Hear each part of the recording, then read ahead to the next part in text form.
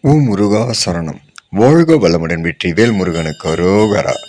இன்றைய நாள் இனிய நாளாக அமைய எல்லாம் வல்ல அப்பன் முருகனின் அருள் எல்லோருக்கும் கிடைக்கப் பெறுக. நாம் வாழும் வாழ்க்கையில் நமது மனம் எனும் கோவில் இறைவனுடைய ஆலயம்.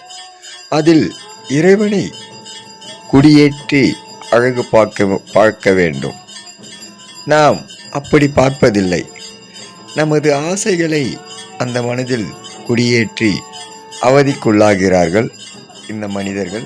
கலியுக தர்மம் அதுவே கூறுகிறது. இறைவன் குடியேற நினைக்கும் அந்த கோவிலில் மாயை எனும் ஆசைகளை குடியேற்றுவதால் பல இன்னல்களுக்கும் பல சங்கடங்களுக்கும் அவதிப்படுகிறார்கள். அதன் பின்பு இறைவனை தேடி ஓடுகிறார்கள். நாம் முதலிலேயே இறைவனை குடியேற்றி விட்டால் நம் மனம் நமது கோவிலாகும். ஓ முருகா சரணம். முருகனி மகன் ரவி முருகன்.